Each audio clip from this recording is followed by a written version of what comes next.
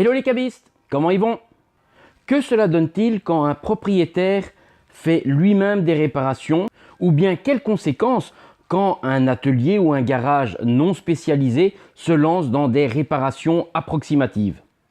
Pour voir et savoir ce qui se passe, on voit ça ensemble juste après.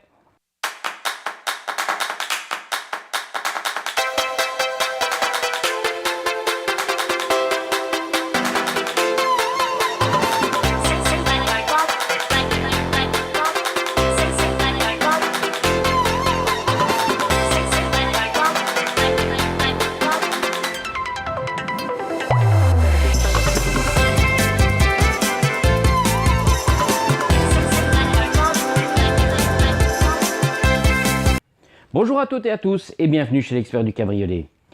Aujourd'hui, je vais vous parler déjà d'un modèle où j'ai pas beaucoup parlé, si j'ai bonne mémoire par le passé, la BMW E36. Alors c'est le modèle qui a suivi la E30. Par contre, celui-là, j'en ai pas mal parlé dans les vidéos précédentes. Par contre, la E36, elle au contraire, elle sort d'une traversée du désert. Alors aujourd'hui, pour les premiers E36, elle commence à avoir 30 ans. Donc, elle retrouve l'intérêt des collectionneurs. Mais avant d'arriver à cette période, beaucoup de marques, beaucoup de modèles traversent une période où ils sont peu désirés, peu recherchés et souvent leur cote est au plus faible à ce moment-là. Elles ne sont plus considérées comme des autos neuves ou récentes et elles ne sont toujours pas des anciennes ou des voitures de collection. Entre ces deux zones-là, il y a un vide. Donc forcément, les voitures sont moins recherchées, sont moins appréciées, les gens s'y intéressent moins. Alors évidemment, il reste toujours l'amoureux du modèle ou de la marque qui va chercher une voiture peut-être plus abordable parce que justement, ces autos-là sont délaissées des catégories qui veulent des autos soit neuves, récentes ou des voitures vraiment de collection. Et pendant cette période où la cote est plutôt très basse, les gens ne veulent pas faire de frais ou faire le minimum et souvent pas payer grand chose. Hélas, quand ces autos sortent de cette traversée du désert, souvent on se retrouve face à des autos bidouillées dans tous les sens. Quand la E30 est sortie, je vais dire un peu de cette zone inconfortable de je suis pas encore une voiture ancienne et je ne suis plus une voiture suffisamment récente, les premières E30 qu'on revoyait, enfin du moins que moi je pouvais revoir passer par l'atelier, c'était souvent beaucoup de remises à niveau, beaucoup de problèmes liés à du mauvais travail, mauvaises pièces, mauvais réglages, mauvaises réparations, enfin tout un tas de problèmes qui au départ étaient minimes et sont devenus majeurs. Et bien maintenant, ce qu'on va rencontrer, c'est quasiment des situations similaires, mais sur la E36. Alors évidemment, la E36 est une génération quand même plus récente. On a déjà de l'électronique qui se mêle à l'histoire. On a déjà beaucoup plus de contacts électriques.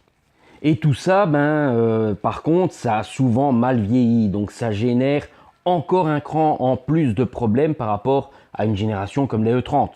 Ici, je ne vais pas vraiment vous parler de problèmes électriques ou électroniques. On va surtout parler déjà d'un visuel qui parfois peut donner des signes comme quoi c'est un début de bidouillage. Et après, il y aura vraiment le camouflage. Alors ici, derrière moi, j'ai une belle E36 au visuel. Vue de loin, elle semblait plutôt jolie. Alors, c'est une auto qui vient d'être achetée. Quelques frais ont été faits pour vraiment la mettre au goût de son nouveau propriétaire. Mais par contre, il y a un paquet de mauvaises surprises. Alors si pour certaines choses qui paraissent simples, je dis bien qui paraissent simples, les gens se lancent à faire eux-mêmes parce qu'on leur dit « c'est un jeu d'enfant, aucun problème, c'est simple, mais simple !» Alors déjà, il n'y a pas grand-chose de vraiment simple. C'est certes plus facile quand on a l'habitude, l'expérience joue énormément, quand 2, on a du bon matériel, quand 3, on a les bons outils, et quand 4, on sait exactement mettre tout ça en œuvre de manière cohérente, parce que on a un vrai savoir-faire. Si maintenant vous n'avez pas tout ça, c'est pas génial et c'est surtout pas gagné d'avance. Alors ici, initialement, le propriétaire a remplacé lui-même sa lunette arrière. C'était un jeu d'enfant. Alors, on va dire, il s'est plutôt bien débrouillé. La pose est, on va dire, correcte par rapport à ce qu'il a eu. Sauf que les finitions, elles sont pas là. Il n'y a pas grand-chose pour être tip-top et pour être moyen. Un produit peut être de qualité moyenne, mais avec de finitions correctes, et ça va passer. Par contre, un produit top qualité avec des finitions top qualité, s'il y a une pose faite dans les règles, vous aurez une perle. A l'inverse, quand on n'a pas tout ça, ça va pas être aussi beau. Ici, on va dire la pièce est de qualité moyenne. La coupe et la forme ressemblent plutôt bien, mais les détails de finition sont pas au rendez-vous, malheureusement. Les détails des accessoires pour fignoler les finitions non visibles sont eux aussi, malheureusement, pas au rendez-vous. Résultat, problème en perspective, même problème déjà en train d'arriver. Alors il y a aussi le fait d'acheter une auto qu'on pense être plutôt une survivante, et en fait on se retrouve qu'on est plus face à une bidouille d'assemblage. Alors on a pu y croire, même moi quand j'ai vu l'auto au premier coup d'œil, je me dis, pour son âge, elle est plutôt belle, ça semble propre, s'il y a eu vraiment que la lunette à refaire, ça a l'air d'aller. Et là, on m'annonce que en fait, il n'y a pas grand-chose qui fonctionne. Et qu'elle vient à l'atelier, c'est pas juste pour dire un petit bonjour et prendre un produit de nettoyage, mais c'est bien pour regarder pourquoi elle ne fonctionne plus. Elle a fonctionné une ou deux fois, et puis baf, plus rien ne va. C'est à ce moment-là que je commence à regarder de plus près, et là, effectivement, la mécanique est complètement en vrac. Ce qui semblait être d'origine d'époque n'est absolument plus d'origine d'époque, puisqu'on y voit des coups de tournevis, des éléments qui ont été remplacés par d'autres, on y voit des dégâts provoqués par des forêts, on a travaillé, on a démonté, remonté, bidouillé, on a changé des choses. Et donc la belle pépite sortie de je ne sais où se transforme en un gros amas de bricolage. Alors bon, quelque part, c'est pas très grave. Il faudra juste tout remettre en ordre, tout refaire correctement dans les règles, mais il faudra donc remettre la main à la poche. Alors si on a eu l'auto pour une bouchée de pain, ça passe, mais si on l'a payé un petit peu plus cher que la cote du moment, ça pique un peu. Bon, on peut se consoler en se disant que, vu l'engouement qui revient vers cette voiture, on pourra retomber sur ses pattes et s'y retrouver si on la revend d'ici une paire d'années. Si évidemment on aura fait du beau boulot et si évidemment on aura préservé tout ce beau boulot. Bon allez, on va un petit peu regarder ces différents tracas. Donc je vais la remettre un peu en condition pour qu'on y voit un peu plus clair. Parce que là en fait j'étais déjà en train de travailler sur la voiture. Et je me dis, allez ça c'est une belle occasion pour montrer un petit peu la E36 et montrer la série d'aléas qu'on peut rencontrer malheureusement. Je vais déjà tout simplement la mettre dans cette position-ci. Ça va permettre déjà dans un premier temps de vous montrer certaines parties qu'on n'a pas l'habitude de voir en temps normal. Donc voilà, en temps normal, on met rarement l'auto dans cette position à moitié ouverte pour aller mettre la tête dans le compartiment de capote, dans le fameux bac à capote. On va aller voir ça d'un peu plus près. Alors, il faut savoir que sur les BMW E36, ce couvercle-ci tient de deux manières. Première manière, c'est par ces charnières qui sont elles-mêmes articulées par le mécanisme qui fait que ça fonctionne tout seul. Et quand le mécanisme ne fonctionne pas, eh bien quand le mécanisme n'est pas actif et donc est découplé, ce couvercle doit pouvoir tenir tout seul comme là. Quand l'auto est arrivée, le couvercle ne tenait absolument plus tout seul. J'ai déjà remplacé des éléments mécaniques pour que ça fonctionne. Il faut savoir que ces éléments mécaniques vont certes assister à le maintenir, le relever quand c'est découplé, mais aussi l'aider à se mettre en bonne position, en position complètement ouverte quand on actionne la capote de manière normale. Alors ici, on peut regarder maintenant à l'intérieur du bac, on voit nos tringleries qui sont bien droites, qui sont reliées. Vous voyez des petits morceaux de blanc, en fait c'est les étiquettes parce que c'est des pièces neuves en fait tout ça. Toute cette mécanique était complètement en vrac. Donc voilà ce que j'ai retrouvé à l'intérieur quand j'ai ouvert. Alors là, vous pouvez constater qu'on a une pyramide. Et là, on a une silhouette de voiture, un dôme, on dirait une coccinelle écrasée, une Porsche 911 écrasée. Donc voilà un petit peu ces deux éléments qui ne sont absolument plus droits du tout. Donc vous pouvez voir par rapport au bord de la table qui, elle, est bien droite. Ben voilà, l'arc qu'on a ici, et bon l'autre, il n'y a même pas besoin de le présenter. On voit vraiment une pyramide. Et logiquement, ça doit être, bon là il y a forcément une petite chicane, mais c'est une ligne droite. Idem pour celui-là, c'est une ligne droite. Problème, si vous aviez ça là-dedans, ça ne pouvait pas fonctionner. Alors je ne vous parle même pas de l'état des vis, les têtes explosées, plus moyen de mettre l'outillage, la bonne tête ne rentrait plus. Ça a été un bidouillage, on a forcé, tout a été abîmé. J'ai passé des heures à enlever des vis. Quand en normal, une vis, ça prend 10 secondes. Mais là, c'était quelques heures par vis. Il y en a une là, il y en avait là-bas, il y en avait un peu partout. Tout a été très abîmé. Donc là, ça montre malheureusement que ceux qui ont travaillé avant ont travaillé comme des cochons. Si on revient un peu sur les côtés, on a notre finition. Bon là, la capote, elle est entrouverte et techniquement, on devrait voir quelque chose ici, un petit peu comme sur la E30.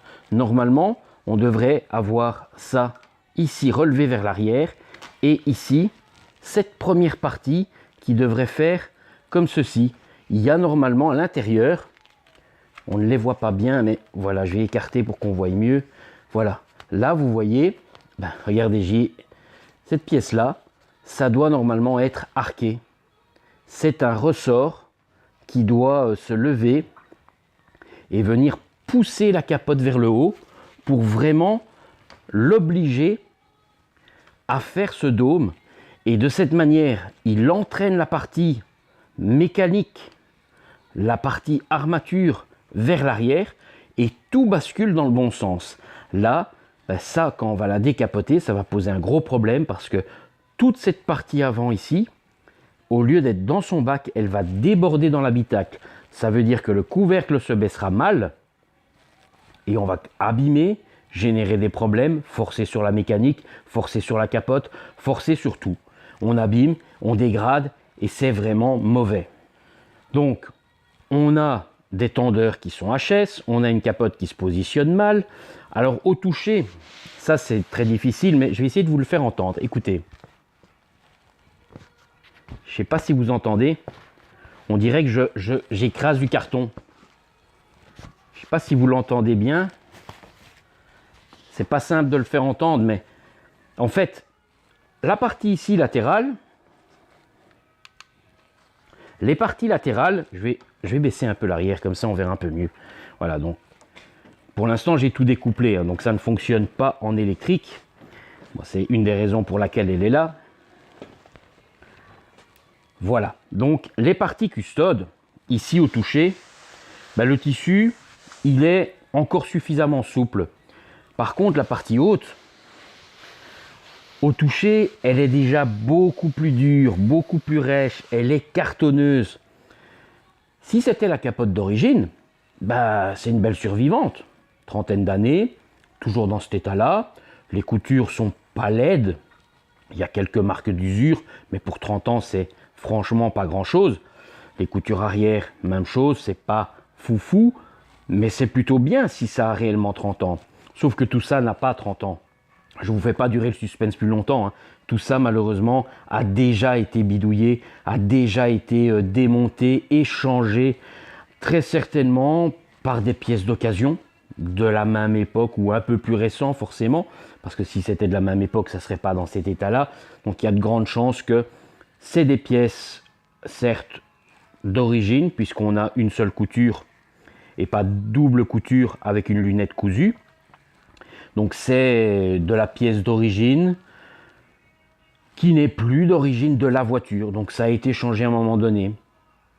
Ma foi, si ce n'était que ça, c'est pas bien grave. Sauf encore une fois, ceux qui ont fait le travail, ils ont de nouveau mal travaillé. Si on regarde un petit peu au niveau de l'état de nos joints de fixation ici, on va regarder, je vais l'ouvrir pour vous montrer, ils ont abîmé tout ça. C'est vraiment dommage. Encore une fois, les joints sont des éléments qui coûtent relativement cher. Si on regarde à l'arrière, le problème qu'on a au niveau de nos sangles, bizarrement, elles ont déjà été changées. Vous voyez les deux points gris, c'est bizarre parce que qu'on mette des rivets gris, ok, moi je remets des gris aussi, hein, je prends pas les noirs, on en trouve déjà très difficilement. La sangle qui est dessus n'est déjà plus la bonne sangle. Devant, vous voyez, il y a encore un rivet qui lui est bien noir, donc celui de devant, le petit élastique est bon, mais l'autre derrière ne l'est plus. Donc ça a déjà été changé, on a déjà changé des éléments de tension qui ont certainement été pris au pas cher. Ça commence déjà à faire beaucoup. Le couvercle ne fonctionnait pas, les vérins étaient lâchés, la mécanique était explosée, on a remplacé des pièces par des pièces de qualité plutôt médiocre qui sont de nouveau à remplacer, parce qu'encore une fois, pour faire des travaux de ce niveau-là, ça ne se passe pas au travers de la capote. Il faut tout redémonter. Et ça, c'est pas un jeu d'enfant. Alors on a mis une lunette, ok, mais si on regarde cette lunette d'un peu plus près, je rabaisse de nouveau, je ne sais pas si vous le voyez bien à l'image. Vous voyez, mon doigt est sur le joint rebord de caoutchouc noir entre le tissu et l'arrondi, mon doigt est dessus. Je vais essayer de m'approcher. Vous voyez, il y a quelque chose qui déborde. En fait, c'est la finition de cette lunette. Cette lunette est une lunette achetée sur le net. Qualité moyenne, qualité pas terrible. Alors, la forme est plutôt bonne. Elle tombe juste au niveau de la dimension. Mais les finitions ne sont pas au rendez-vous. Hein, voilà, ça déborde de ce côté-là. La couture n'est pas terrible. À l'intérieur, tout ça ne devrait pas être visible. Je vous montrerai par la suite, parce que justement, j'ai plusieurs E36 qui arrivent maintenant à l'atelier. C'est un modèle qui revient de nouveau à la mode. Je vous montrerai une lunette que je n'ai pas encore montée, mais qui est pour une des autos qui arrive. Donc, vous allez voir la différence entre la finition de cette lunette-ci et de ce que moi je vends. Donc, ces gens-là sur le net ont beau vous dire « Oui, c'est la même chose que les professionnels, que les concessions, que ci, que là. » Nenni, hein, ça n'a rien à voir. Hein.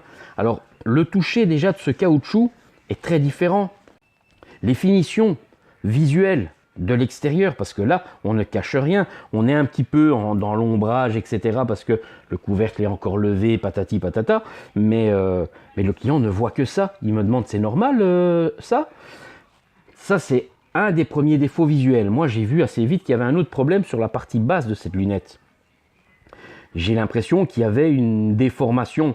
Parfois, c'est lié au fait d'avoir le système d'ancrage et ça crée une petite bosse. Sauf que là, c'est pas du tout ça. Ils ont vendu une lunette, sauf qu'elle a été fournie sans système d'arrêtoir. Donc, tout ce qu'il a fait est à recommencer. C'est encore une fois du travail pas fini. Si on ne fait pas les choses correctement de A à Z, les problèmes arrivent. Et là, la lunette, elle est en train de se barrer. Et on parle déjà d'une ouverture, alors elle n'est pas visible parce que la toile vient par-dessus, mais de 15, un bon 15 cm. Je vais essayer de vous le faire voir par en dessous quand elle sera relevée. On va déjà regarder les côtés. Donc maintenant ici, sur la partie avant, au niveau des custodes, si on regarde, je ne sais pas si... Voilà, vous voyez ici, là, il y a une déformation. Si on regarde, notre joint est beau, est propre, et puis bam, de nouveau, une déformation. Je continue à descendre, et on l'a encore ici plus bas. Bam, beaucoup plus gros. Mais vous savez, c'est quoi ça? Je pense que sur le E30, je l'explique. Si j'ai bonne mémoire, ces montants, ils sont riftés. Et quand on travaille de manière professionnelle, avec du soin, qu'on apporte une vraie plus-value, qu'on apporte de la qualité à son travail, on fait du démontage sans dégrader les supports qu'on démonte. Et quand on travaille comme un baraki, désolé de l'expression, on fait n'importe quoi, on ne prête attention à rien du tout, et on abîme. On abîme des pièces qui peuvent valoir une centaine d'euros, plusieurs centaines d'euros, parfois des milliers d'euros. Ça va très vite. Des joints, ça ne coûte pas 2 euros. Je l'ai déjà dit, redit, redit. Les joints d'étanchéité, ce sont des éléments qui coûtent cher. Donc, quand ils sont en bon état, pourquoi les abîmer volontairement? Il suffit de faire attention. Alors, il y a plein de façons de faire attention. Vous mettez du cache pour protéger, de la toile américaine, du tape de carrossier plus épais ou 2-3 couches. Vous protégez vos outils. Il y a plein de façons de faire pour ne pas abîmer. Ici, ça n'a pas été fait et on a abîmé les joints. C'est dommage. C'est déjà des choses en plus. Au final, ça commence à faire déjà beaucoup. Nos joints sont abîmés. Notre mécanique était explosée. Notre couvercle ne tenait pas. Forcément, la désynchronisation complète de tout le système. Il va falloir passer par la case synchronisation. Et ça, c'est pas une mince affaire non plus. Même si on vous dit encore une fois, oui, mais nani, nana. Non, une fois qu'on a déconnecté, découplé, déréglé complètement le système, il faut passer par une vraie synchro. Si maintenant, on est sur juste un découplement-raccouplement, ça passe. Mais là, c'est pas le cas. Ça a été manipulé, remanipulé, remanipulé. Moi, maintenant, c'est arrivé complètement en panne. Je dois travailler déjà pour réparer la mécanique avant de penser à faire une synchro. Et la synchro, il n'y aura pas de possibilité autre. J'essayerai quand même, par acquis de conscience. Mais je doute bien qu'on va passer par la synchro officielle. Au final, une auto qui semblait belle de l'extérieur cache un paquet de petits problèmes. Parce que, encore une fois, des pièces mécaniques, comme ici, qui sont explosées, ça, vous trouvez pas ça au coin de la rue. Et prendre de l'occasion à ce niveau-là, c'est toujours prendre le risque d'avoir une pièce qui est déjà déformée, qui est déjà affaiblie, voire une pièce qu'on aurait redressée à l'à peu près. C'est toujours risqué de partir avec une jambe de bois pour faire un marathon. Si vous avez un souci en cours de route, vous êtes de nouveau bien embêté. Ces éléments-là, malheureusement, ça coûte des sous. C'est pas 5 euros ou 10 euros. On est sur des pièces qui valent un peu d'argent, malheureusement. Même chose pour tout ce qui est endommagé autour de la capote. Même chose si on veut changer les joints. Même chose pour des éléments comme les pièces qui font que tout ça s'articule et fonctionne correctement. Ça reste BMW. Alors même si je parviens à avoir certains prix un peu plus intéressants qu'en allant directement chez le concessionnaire officiel de la marque, l'usine a quand même un certain coût de fabrication. Et la pièce, même si elle est un tout petit peu moins chère, parce que là on n'est pas sur des pièces où on peut avoir de très grosses différences, c'est un peu moins cher, mais ça reste un coût important. Voilà un petit peu toute une série d'aléas que cette E36 cachait bien sous son jeu. D'être toute pimpante, toute belle, toute brillante. Il y a tout un tas de choses qui n'allaient vraiment pas. Alors, évidemment, il y avait plein de petits signes. Malheureusement, j'avais déjà commencé à travailler sur l'auto, mais si on regardait l'auto d'un peu plus près, on pouvait se rendre compte qu'il y avait l'alignement du coffre, par exemple. La malle arrière, elle n'était pas bien alignée par rapport au reste, aux ailes, au pare-choc, au couvercle de capote. Le couvercle de capote lui-même était mal aligné aussi par rapport au bord de l'aile, par rapport à la malle arrière. Tout ça, c'est des signes que on y a touché. Ça se dérègle pas tout seul. C'est de la boulonnerie qui est bien serrée. Donc, si ça s'est desserré, c'est qu'il y a une raison. C'est qu'on l'a démonté, qu'on l'a mal repositionné. Donc, tout ça, c'est déjà des petits pics qui doivent vous dire « Oh, elle n'est peut-être pas tellement d'origine que ça. On y a peut-être déjà touché. » Et effectivement, un petit point, un autre, un autre, un autre et un autre. Et au final, je démonte pour voir. Je commence mon taf. Et là, je découvre la réalité. C'est que tout ça a déjà été démonté. Ça a été remonté à l'à peu près, comme beaucoup de fois, sur beaucoup de voitures qui sont, comme je vous disais, des autos qui, à un moment donné, ne valent plus énormément d'argent. Certes, elles ne sont pas données non plus. Mais les gens ne veulent pas forcément mettre un gros billet pour la réparer. Et font eux-mêmes. Après, celui qui fait lui-même, ma foi, il s'en prend qu'à lui. Il n'avait pas l'expérience, il a essayé, il a un peu abîmé. Mais je dirais que parfois, même certains qui font eux-mêmes font moins pire que certains garages qui, eux, sont là pour de la rentabilité. L'autorente, elle doit repartir aussi vite, et on va vite, et on va vite. On a cassé, bon, le client n'a pas vu, il ne le sera jamais, on fait repartir l'auto, il nous paye, on n'en parle plus. C'est pas du tout la bonne façon de faire. Des problèmes sur la capote d'un cabriolet, il faut que ce soit quelqu'un qui connaisse ça. Les E30, c'est la même chose. Les E30, aujourd'hui encore, j'ai des gens qui viennent du bout de la France, des gens qui viennent du Luxembourg, des gens qui viennent de Suisse, avec de simples E30. Faut pas forcément que ce soit une M3, une 325, même une 318, parce que les gens n'osent plus mettre les mains dessus. Ils ont peut-être eu une blague dans le passé, ils ont vu le carnage que ça a généré, à l'époque où elle valait peut-être un peu d'argent, maintenant elle revalent de l'argent, ben forcément les gens n'ont plus envie de s'embêter à avoir des problèmes. Et forcément le propriétaire de ça ben, n'a pas d'autre choix que de trouver quelqu'un qui maîtrise le sujet. Et là, il y en a de moins en moins. C'est ce que toutes les personnes que je vois qui ont fait des centaines, parfois des milliers de kilomètres pour venir à l'atelier me disent « On vient pas juste vous voir pour vos beaux yeux, hein. On vient parce qu'on n'a pas le choix et qu'on veut garder notre voiture, qu'on veut qu'elle fonctionne à nouveau. » Que ce soit des gens qui viennent du sud de la France, du Luxembourg, de Suisse, d'Espagne, du Portugal, d'Italie, j'ai déjà même eu d'Angleterre, des pays nordiques comme la Norvège. Même moi, ça m'étonne à chaque fois que je le dis. Et oui, malheureusement, le métier s'est un petit peu perdu. Les concessions ont complètement délaissé ce type de tâches. Et aujourd'hui, ben, ceux qui possèdent des autos d'une bonne vingtaine d'années, d'une trentaine d'années, eh ben, ils ne peuvent plus trop se retourner vers la concession. Alors vous aurez toujours, techniquement, vous aurez toujours la possibilité d'aller à la maison mère. Mais là, on ne parle pas de la même histoire.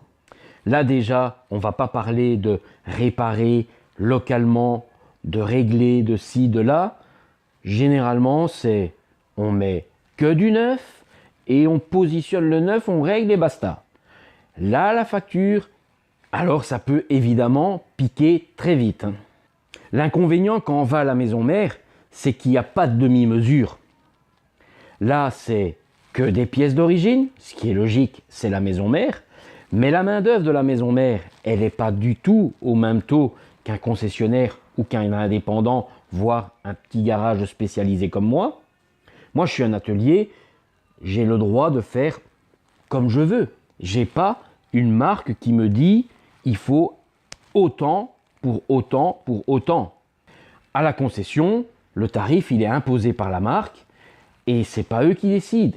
À la maison mère, c'est imposé par la marque également et c'est généralement bien plus élevé.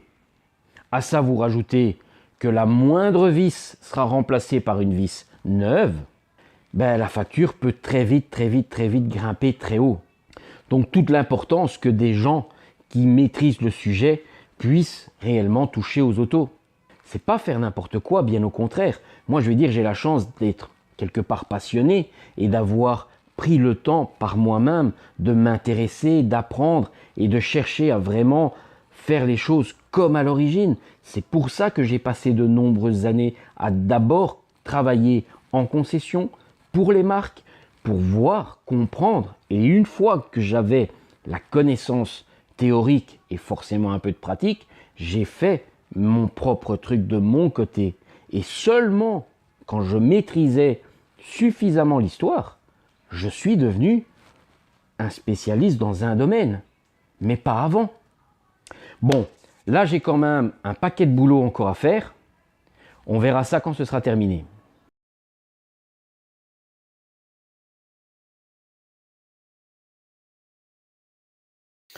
Voilà, quand je vous dis que malheureusement ceux qui ont travaillé sur cette voiture ont mal travaillé, ont travaillé comme des cochons, ben, ici on voit déjà que la pièce qui est fixée normalement au niveau de la custode, ben, elle a été forée un petit peu n'importe comment, avec des forets bien trop gros par rapport au trou du rivet.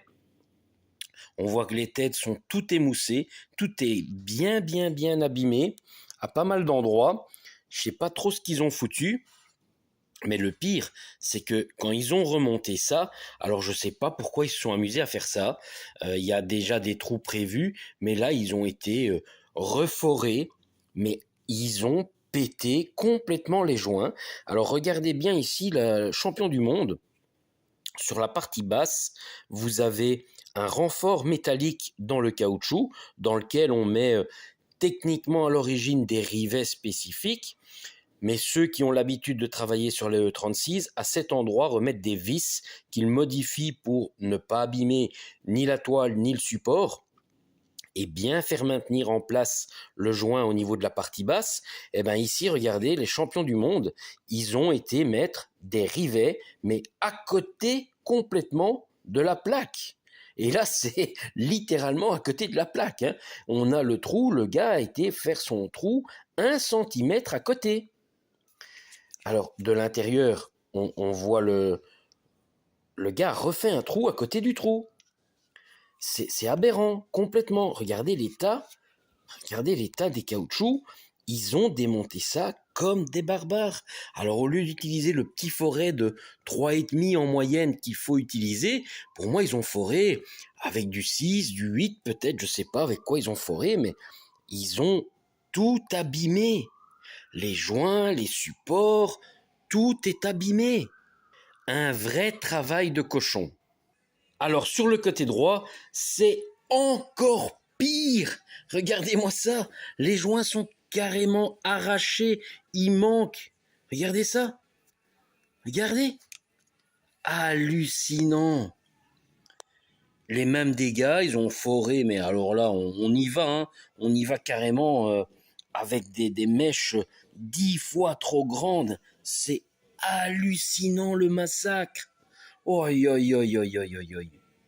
Alors, je vais pas remuer le couteau encore un peu plus dans la plaie, mais bon voilà, on revient sur notre fameuse sangle qui sont trop petites ou pas de qualité. On peut voir également qu'il manque des vis, donc c'est déjà pas d'origine, et surtout on peut voir que tout est cassé. Voilà, maintenant que j'ai détaché l'arrière, on peut mieux voir ce qui se passe côté intérieur de vitre. Alors, je vous disais, il y avait une anomalie visuelle sur le bas du carreau. Au niveau du rebord, on avait une sorte de déformation, une sorte de vague. Qu'est-ce qui se passe à l'intérieur? Maintenant, c'est bien plus simple de vous montrer. Donc voilà, voilà la vague qu'on voyait.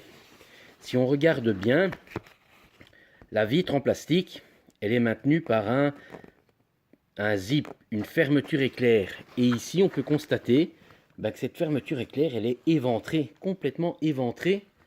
En fait, c'est pas compliqué. Matériel de mauvaise qualité, où on n'a pas de système d'arrêtoir. Résultat, on dirait qu'il y a une chic, de la colle à chaud ou je ne sais quoi, juste à ce niveau-là. Ça, évidemment, ça tient pas. Dès qu'il y a eu un peu d'effort, forcément, sans arrêtoir, sans fermeture de sécurité, tout ça va s'éventrer et ça va continuer à grandir jusqu'au moment où la lunette va se barrer. Ce que je vous disais par rapport à la finition, c'est ceci. Vous voyez ici, j'ai un rebord de 5-6 mm qui est très moche parce que déjà ça se voit au travers du carreau et de l'autre côté. Et vu que la couture doit être la finition, ici on a un truc qui déborde sur plusieurs millimètres. C'est pas esthétique. On n'a pas d'arrêtoir. La qualité est moyenne. Donc tout ça évidemment c'est pas génial. Mais c'est du pas cher acheté sur le net. Mais on vous dit que ça, c'est ce qu'un professionnel va acheter. Ils achètent chez eux. Alors moi, je vais vous montrer que ça, c'est pas du tout ce que je monte. Et je n'achète pas ce genre de choses sur le net. On a des usines qui travaillent en origine. Et moi, j'ai la chance de pouvoir me fournir directement au cœur de ces usines. Et c'est du produit de qualité et pas du brol acheté sur le net. Mais bon, après, les élastiques sont morts. Voilà, c'est encore des frais en plus pour est-ce que ça vaut la peine de récupérer une aussi vieille capote? En commençant, ils recoudent des nouveaux élastiques, à recoudre ceci, à recoudre cela.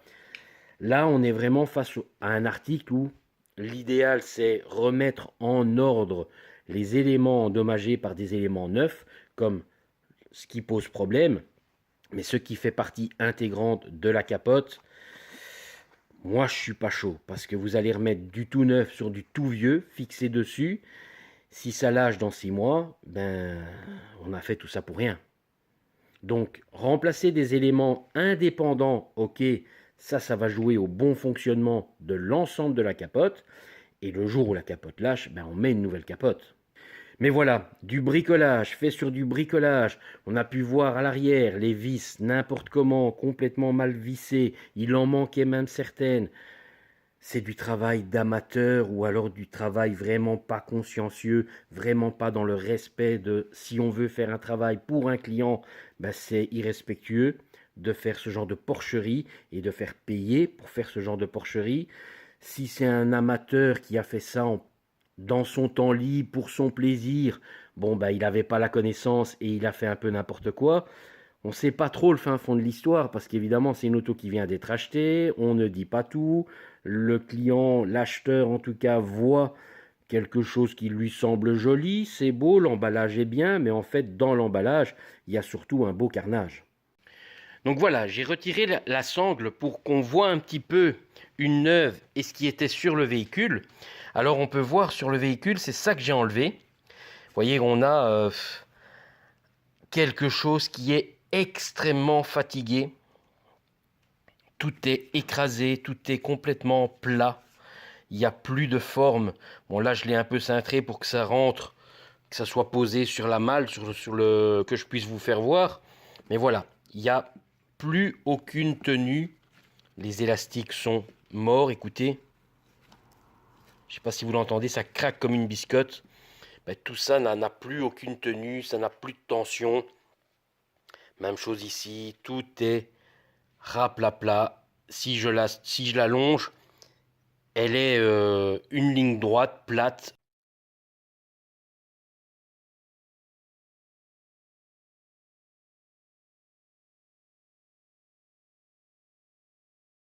On voit qu'on a sur une fixation très différente, on a un renfort, ce qu'on n'a pas du tout sur celle-ci. Par contre, là on peut voir déjà comparé à ça, ici, ben, ça n'a pas de tenue, tout est plat. Ici, à l'inverse, ben, on voit que l'élastique, il joue son rôle. On a un petit dôme, mais il n'y a pas que ça. Il y en a un deuxième ici, qui lui aussi a son petit dôme. Là, tous les élastiques qui de ce côté sont complètement morts et HS. Ici, ben, on a une sangle qui est neuve, forcément. Elle est en parfaite santé. Vous voyez le fameux dôme à l'avant. Ça, c'est ce qui est vraiment à l'avant de la capote, au niveau de la casquette, à droite et à gauche évidemment, qui va permettre à la capote d'amorcer sa courbure vers l'arrière, vers l'extérieur du véhicule. Et en amorçant cette pièce-là, ben, toutes les autres vagues de la capote vont partir vers l'extérieur, ce que celle-ci ne faisait plus, vu son état, complètement fatiguée, complètement raplapla. Celle-là n'est déjà plus celle d'origine, ça c'est clair et net. Quand j'ai démonté, les visseries n'étaient plus déjà mises comme elles devaient. Donc ça a déjà été remplacé. Donc je me demande en fait si on n'a pas bidouillé avec une capote d'occasion, qu'on a récupéré sur une autre caisse et qu'on a fait de deux voitures l'une et qu'on aurait remis des sangles euh, potentiellement d'un autre véhicule, pas vraiment des neuves, des qui avaient peut-être déjà été remplacées, vu un peu la dégaine, mais elles n'étaient plus celles montées sur cette structure-là au départ. Ce qui me fait dire que vraiment on a remplacé ces éléments-là probablement par des occasions. Voilà, ça a été changé. C'est pas la monte faite en usine, ça c'était clair et net. On voit même l'ensemble de la capote, beaucoup de choses sont anormalement mises en place. C'est une voiture qui cache, à mon avis, un petit secret, même un gros secret. Elle a dû être bien bidouillée dans son passé. Après, vous me direz, ça a 30 ans, c'est des autos qui étaient quand même assez populaires. Donc l'un dans l'autre, ça reste cohérent. Mais voilà en fait ce qu'on doit avoir et voilà ce qu'on avait. Vous voyez, on a bien nos éléments, mais qui sont complètement raplatis. Il ne tient plus, hein. Il n'y a plus rien qui tient. J'ai beau essayer de le coucher, de l'écarter, ben, de son propre poids, voilà ce qu'il fait. il pend vers l'intérieur. C'est exactement ce qui se passait sur le véhicule. En pendant de cette manière, vu que la toile est là, ben, il entraîne la capote vers l'intérieur de l'habitacle, au lieu de, comme ici, le repousser vers l'extérieur de l'habitacle. Là, si on le maintient, ben, il tient vers l'extérieur. Il tient, il est beaucoup plus raide et il tient vers l'extérieur, ce qui n'est pas le cas avec l'autre, que quand je le prends comme ça, ben, il tombe, il pend complètement, il fait vraiment comme ça, au lieu de rester comme ça, il arrive à tenir que l'autre ne tient pas. Je reviens encore un petit peu sur l'état réel de cette toile de capote. Quand beaucoup auraient dit, en voyant cette capote fermée, posée sur l'auto, oh, elle est flambant neuve, hein, on dirait qu'elle est nickel. Hein. Moi, je vous aurais plutôt dit, flambant neuve, je dirais pas, et plutôt qu'elle est nickel, c'est plutôt qu'elle est niquée. Parce que, au toucher, je vous disais, le dessus est plutôt rêche, assez cartonneux. Les côtés, ça va encore pour son âge, sans réellement savoir quel âge elle a. Pour moi, il y a de grandes chances que ce ne soit plus la capote montée d'origine sur la chaîne de montage. Probablement une d'origine récupérée sur un autre véhicule plus potable, donc plus récente. J'ai pas l'âge exact, il n'y a plus d'étiquette, il n'y a plus rien, donc on ne sait plus vraiment dire de quelle année de fabrication est cette toile. Mais par contre, si l'extérieur, on va dire, présente plus ou moins bien pour son âge, en pouvant imaginer que c'était celle d'origine, quand on regarde l'intérieur, ben ça dit tout un autre discours. Déjà, on peut constater ici, vous voyez tous ces résidus là, ça normalement on ne doit pas les voir, parce qu'ici vous devez avoir une bande thermocollée qui renforce la soudure, la couture et le collage. Là en fait, vous voyez, manuellement, je sais sans problème écarter tout ça. Ça devrait faire partie solidaire l'un de l'autre et la zone thermocollée doit être par-dessus. Après, on voit des résidus, on ne sait pas trop d'où ça vient, on ne sait pas trop ce que c'est. Ben, ça montre déjà que ça a été un peu bidouillé, quoi. Bon, après, ma foi, s'il n'y avait que ça, c'est pas bien grave. On peut voir que ça n'a pas été remonté non plus. Ça montre que ça a déjà été démonté, remonté par quelqu'un. À l'origine, il n'aurait pas oublié de monter cette pièce. C'est clair et net. Si on descend un petit peu, on peut voir ici ces zones-là. Ben voilà, tout ça tient à peine. Les collages sont plus francs. Ça pourrit en fait. Hein, ça s'est détaché par pourriture. Hein. Ça n'est que ça. Hein. Même chose un peu plus loin. On peut voir également ici. Tout ça a commencé à se décoller. Alors, ce qu'on a ici, au niveau de cette jonction, on va aller voir en dessous. Qu'est-ce que ça donne? Si on regarde en dessous, c'est guère mieux, c'est même pire. Parce que on voit bien clairement ce que je vous disais, que tout ça ne tient plus du tout. C'est complètement détaché, décollé. La zone thermocollée, on voit bien la bande où elle devait être. Elle n'est plus là. Par contre, ici, on a un petit résidu de la bande thermocollée. Donc voilà, là, c'est un morceau de bande thermocollée qui, lui, était sur la couture arrière. Là, maintenant, il pend bêtement à l'intérieur. Mais il n'y a pas que ça. Regardez tous les points blancs. Aussi bien sur la toile que sur le ciel de toit. C'est tout moisi. Donc ça, c'est bien la preuve que c'est une capote qui a souffert, qui a eu le temps de pourrir de l'intérieur, de moisir. Ça, inévitablement, ça se répercute sur la qualité de la toile. Donc là, moi, j'ai remis mes nouvelles sangles. Mais le problème, c'est que ce qu'on voit là, aussi bien là en dessous, c'est toute la capote qui est comme ça. C'est pas juste un petit coin. Toute la capote a morflé.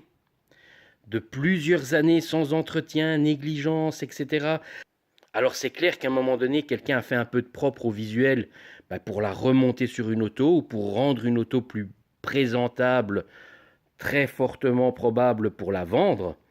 Mais voilà ce qu'il y a sous la face cachée. Rien de bon. En fait, cette capote, elle semblait belle, mais elle est très loin d'être belle. Comme on dit, belle de loin, mais loin d'être belle. Le problème, c'est que l'acheteur, lui, il achète en toute confiance. Il se dit « Oh, nickel, j'ai rien à faire, j'ai juste une vitre PVC à changer, c'est super !» Et quand on voit un petit peu ce qui se passe avec cette vitre achetée pas cher sur le net, ben, les finitions approximatives, rien de très joli, aucun arrêtoir, les collages tiennent pas. C'est du pas cher acheté sur le net. Moi ici j'ai remis une paire de sangles d'origine, enfin qualité d'origine, mais ça ne va rien changer par rapport à tout le reste. Alors c'est clair que si dans 6 mois, 1 an, 2 ans, ils décident de remplacer la capote, ben, ces sangles sont bonnes. Après, on va dire, la chance de ce genre d'auto, c'est que c'est des ancêtres, elles ont 30 ans. Donc c'est une auto qui roulera occasionnellement, le week-end, quand il fera beau, pour faire une petite balade, un petit rallye, un petit rassemblement à gauche ou à droite. Donc c'est plus des voitures qui vont rouler au quotidien, c'est plus des voitures qui vont prendre des bornes et des bornes, qui vont être utilisées de manière intensive. Ça c'est un petit peu la chance que cette auto a aujourd'hui. Alors certes, la capote elle est très loin d'être belle, elle présente plus ou moins bien. Alors, si on prend un peu de soin, qu'on la bichonne, malgré qu'on sait que, entre guillemets, c'est à fond perdu, parce qu'elle est plus en fin de vie qu'en début, mais au moins, pour la faible utilisation occasionnelle de quelques sorties par an, de quelques week-ends par an, elle pourra encore faire le job. Maintenant, à l'inverse, vous désirez prendre cette auto et rouler au quotidien avec et voir décapoter dès que c'est possible. Là, moi je dis, cette capote, elle ferait pas long feu, hein. Elle ferait pas une saison, c'est clair et net. Mais dans le cas de figure de ce client, c'est une auto qui va rouler extrêmement peu. Quelques balades, quelques sorties, la plupart ce sera décapoté en temps normal. S'ils sortent avec ces autos-là, c'est pour rouler décapoté. Ce ne sera pas pour aller faire une balade sous la pluie. Elle fera le job. Alors si lors d'une balade, il y a une nuée et une petite pluie qui tombe, il a quand même une capote qui sera d'une pièce avec une lunette en état, même si elle n'est pas jolie sur les finitions. Mais voilà, il aura quelque chose qui pourra faire le taf, au moins pour le moment T. Mais de nouveau, à un usage beaucoup plus régulier, répété, voire quotidien, ça n'a vraiment plus une grande durée de vie. Voilà l'arrière de cette BMW E36. Alors je vous disais que la lunette arrière, elle n'était pas terrible, elle n'était pas géniale. Bah, déjà par rapport à notre bord, notre finition, si on se rappelle, je vais me mettre bien en face, j'essaye de vous faire voir, voilà. Vous voyez mon doigt, bah, ici, on a un rebord de 5 à 6 mm de toile qui déborde vers la lunette. Alors quand la capote est complètement fermée, on ne voit que ça, c'est pas joli. Autre chose, j'ai dû manipuler cette capote 2-3 fois. Ben regardez ce qui se passe. Déjà on voit des traces de silicone, bon ça c'est malheureusement fréquent. Mais si j'écarte un petit peu, je constate que elle n'est pas de qualité du tout. On n'a aucun moyen de collage mécanique intégré dans la vitre. Donc ça, dès que vous décapotez 3-4 fois, la toile n'est pas fixée au périmètre de la vitre en PVC, au joint, petit joint noir ici. Donc forcément, ça va se dégager, ça va sortir, mais surtout, c'est que les pluies, le lavage, etc., l'eau va s'infiltrer, tout simplement, puisqu'il n'y a pas de joint d'étanchéité entre ces éléments-là. Ce n'est que des éléments qui se superposent les uns aux autres. Donc forcément, ça va générer une entrée d'eau périmétrique. Et c'est quand même pas petit, hein. On a un tour quand même assez impressionnant. Ça montre encore une fois le manque de qualité du produit. De nouveau, du pas cher acheté sur le net. Je vais vous montrer maintenant, voilà, ça c'est l'emballage d'une lunette de E36 que je dois monter sur un client qui doit arriver bientôt. On a un emballage plat. Donc notre lunette, elle arrive déjà pas roulée, croquée, endommagée. Donc je vais vous la sortir à une main, ça va pas être simple. Je vais essayer de poser. Voilà. Voilà, avec les deux mains, ça va beaucoup mieux. Donc voilà déjà comment elle arrive. Le produit est super protégé. Donc on a une feutrine, ça s'appelle de la feutrine. C'est un tissu, un duvet extrêmement doux qui protège la glace sur sa face extérieure et la même chose sur la face intérieure. On a un duvet également qui protège le PVC intérieur. Vous voyez, c'est une feutrine c'est déjà un moyen de transport qui va préserver la lunette. Alors si on regarde de près, on peut voir que notre joint caoutchouc, il n'a pas tout à fait la même dégaine qu'ici. Vous voyez ici, il est beaucoup plus large, plus mat. Bon, il a déjà été utilisé, il a déjà subi un peu le soleil et les pluies, mais c'est pas tout à fait la même matière, c'est pas tout à fait la même forme.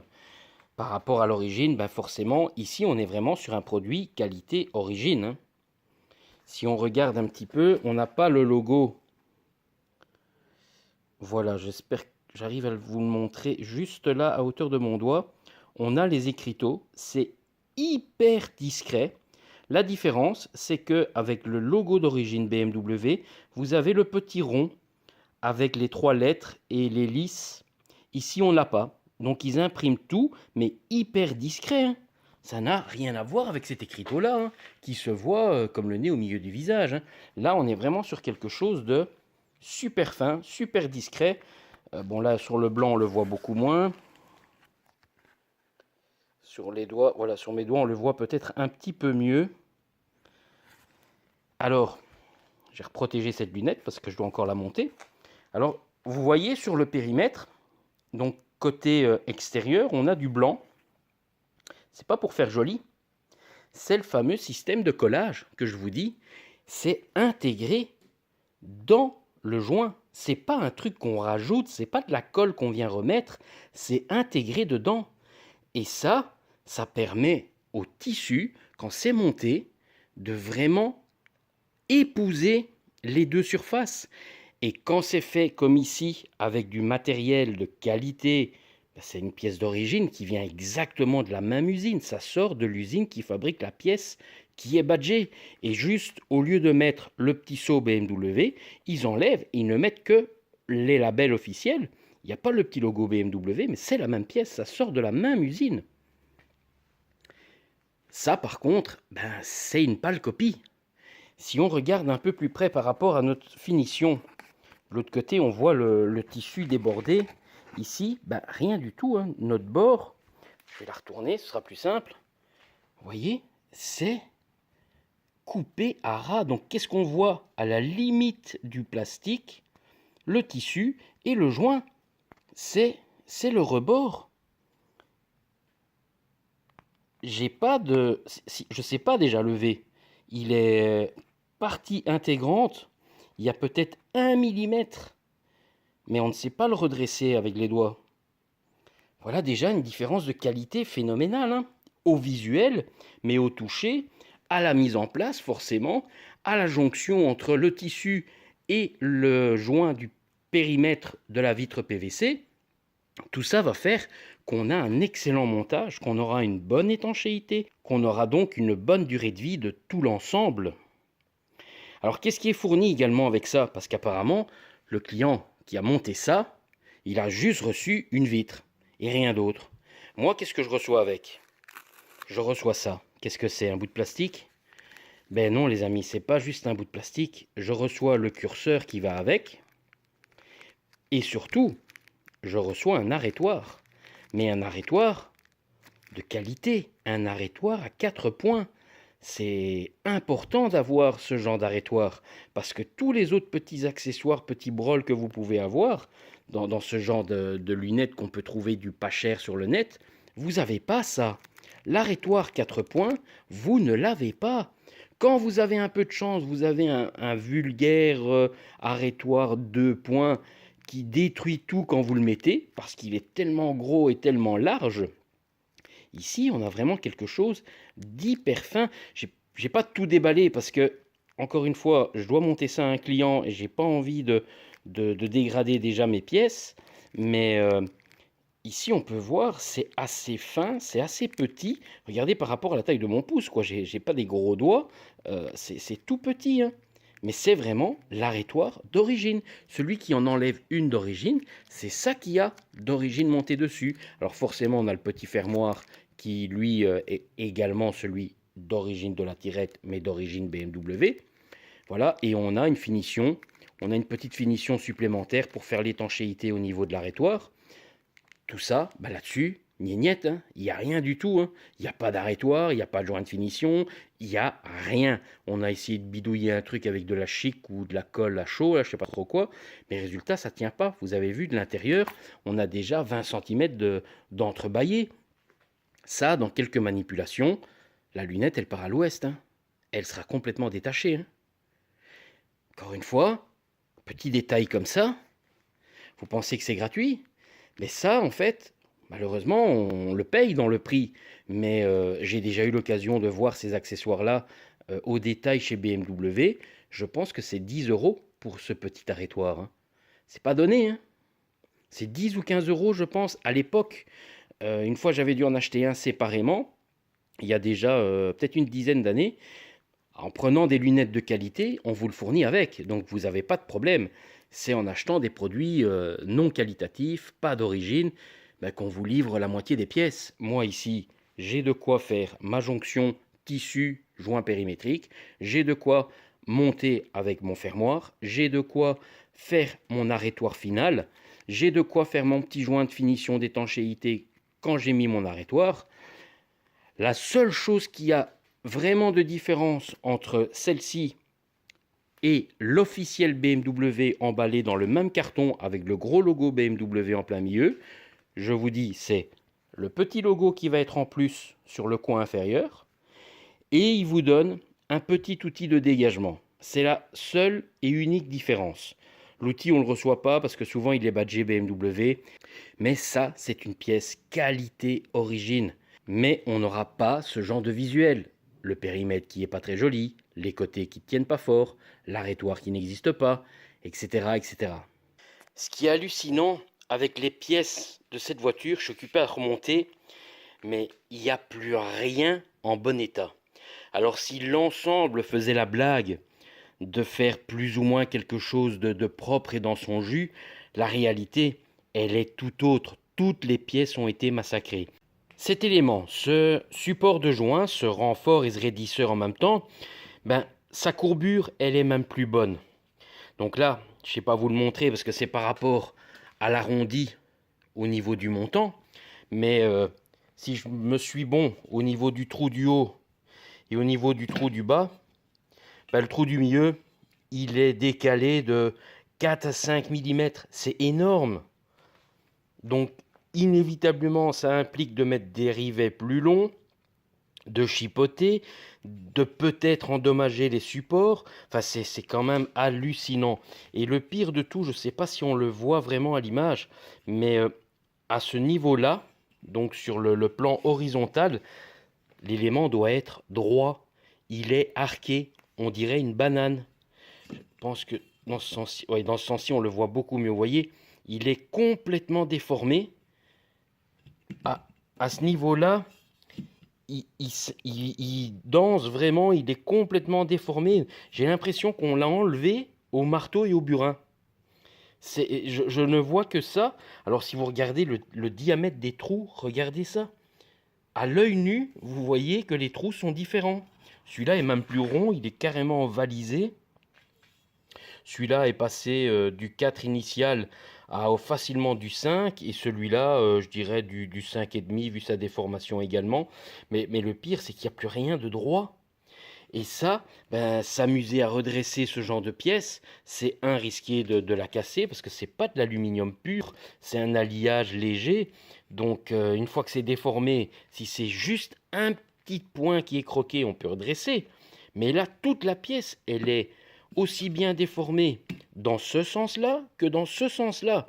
Elle devrait être complètement plate, droite plutôt, à ce niveau-là, et avoir une courbure précise dans ce niveau-là. La courbure est plus bonne et on n'est plus sur quelque chose de plat. Tous les trous ont été forés, on ne sait pas avec quoi. Un carnage. Tout simplement un vrai carnage. Et là, c'est une petite pièce parmi toutes celles qu'il faut assembler. Et elles étaient toutes comme ça. Quand c'est pas les joints déchirés, c'est les pièces déformées. Quand c'est pas des pièces manquantes, c'est des trous agrandis. Tout est un bricolage, mais bricolo de bricolette. Hein. J'ai jamais vu un tel carnage. Ça, encore une fois, malheureusement, ça prouve bien qu'on est face à une auto qui est un amas de pièces récupérées à la casse sur des autos à droite à gauche. On a fait un méli-mélo de tout ce qu'on a trouvé pour faire quelque chose de potable, de présentable. Il suffit d'un amateur ou d'un acheteur qui n'a pas d'expérience face au véhicule. Ben lui, il voit un ensemble qui présente plutôt bien et bam, il se fait avoir, il se fait couillonner, il achète un amas de pièces qui n'ont ni queue ni tête et les problèmes vont arriver en série. Voilà, si on regarde maintenant mon travail terminé, eh ben, on peut constater que j'ai pas encore enclenché le système pour voir si déjà électriquement ça redémarrait ou pas, mais il faut déjà s'assurer que tout fonctionne à la main. On peut constater maintenant que le couvercle tient bien tout seul. Alors pas uniquement par la mécanique, puisque la mécanique est découplée. Je peux l'activer à la main, donc c'est bien la preuve qu'il est déconnecté dans le coffre. Mais il tient par lui-même. Ça veut dire que enfin les vérins font leur travail.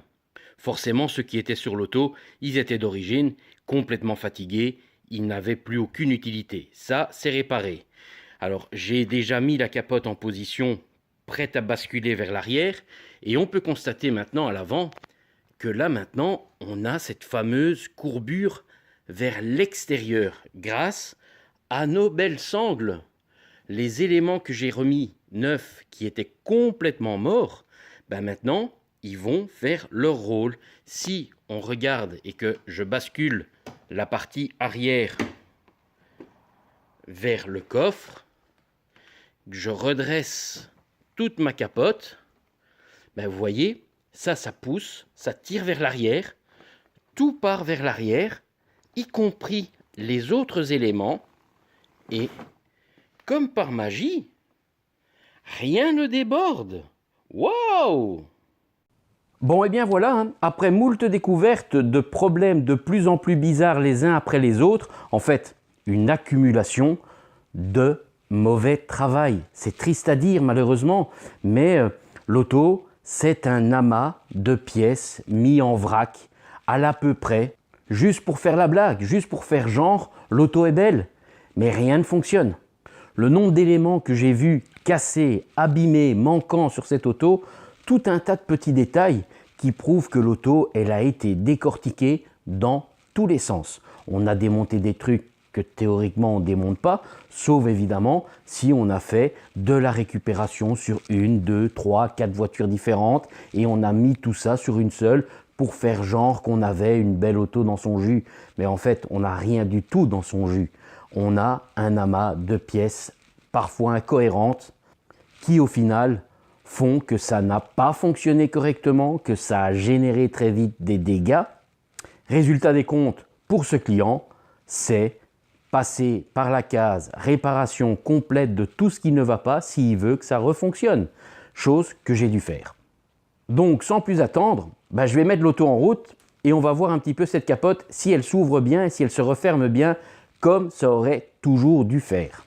Allez, on voit ça. Bon alors les E36, c'est forcément très très similaire à une E30.